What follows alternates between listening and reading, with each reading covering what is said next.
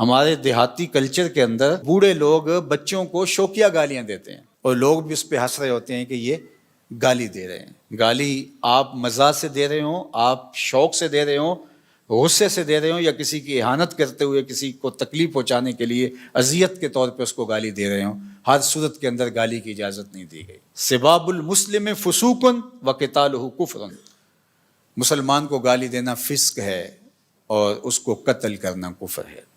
تو ہمارے دین نے ہمیں گالی گلوچ سے منع کیا ہے۔ اللہ کے محبوب علیہ السلام نے ارشاد فرمایا المستبان شیطانان، جب دو لوگ آپس میں لڑ پڑتے ہیں اور ایک دوسرے کو گالیاں دینے لگ جاتے ہیں تو فرمایا کہ ایک دوسرے کو جو گالیاں دے رہے ہیں یہ شیطان ہیں۔ ابن حبان کی روایت ہے۔ اللہ اکبر۔ تو اتنی سختی فرمائی گئی اور ہماری بات ہی گالی سے شروع ہوتی ہے۔ دیہاتی کلچر کے اندر تو اس کو کچھ سمجھا ہی نہیں جاتا، اور کچھ لوگوں کا تقیہ کلام گالی سے ہوتا ہے اور وہ اس کو اپنا فن قرار دے رہے ہوتے ہیں اور وہ کہتے ہیں کہ میں بہادر ہوں، گالی کے بغیر بولتا ہی نہیں ہوں۔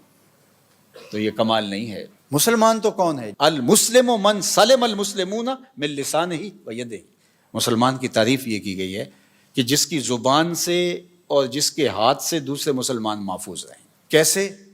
کہ وہ ان کی تکریم بجا لاتا۔ ایسے نہیں ہے کہ اس کے شر سے بچنے کے لیے آپ اس کی تکریم کریں اور پھر وہ آپ پر رعایت کر جائے اور آپ کو گالی نہ دے۔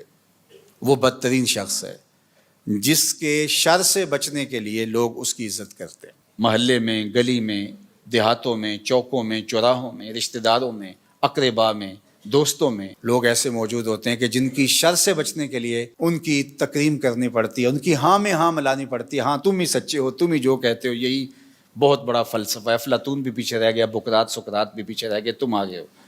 اس کی تائید کرنی پڑتی ہے، اس کی تصویب کرنی پڑتی ہے کہ جو تم کہہ رہے ہو یہی درست ہے، یہی عقل و بینش اور دانش کا منبع و مصدر ہے اور سارا نور یہاں سے پھوٹتا ہے۔ کہ اگر اس کی بات سے اختلاف کیا تو وہ گالی گلوچ پہ اترائے گا، برا بھلا کہے گا۔ بلکہ ممبر و محراب کے آج جو ذمہ داران ہیں ان کی ہاں سے ہاں ملانی پڑتی ہے، اگر نہ ملائیں گے تو وہ آپ کو کافر قرار دے دیں گے، وہ دار اسلام سے خارج قرار دے دیں گے آپ کو۔ تو کوئی بھی شخص ہو، ممبر و محراب کا شخص ہو، یا وہ گلی محلے کوچے کا آوارہ گرد ہو، یا وہ قوت نافذہ رکھنے والا حاکم شہر ہو، یا وہ کسی عالی منصب پہ بیٹھا ہوا ہو، جب حکمرانوں کی عزت اس لیے کی جا رہی ہو کہ اگر نہ کی عزت، ان کی ہاں میں ہاں نہ ملائی تو یہ مشق ستم بنا دیں گے، جبر و جور کا بازار گرم کر دیں گے، تو وہ بدترین حکمران ہوں گے۔ تو مسلمان گالی دے کر کے کسی کو تکلیف پہنچا کے اپنے اعمال برباد کر بیٹھتا ہے۔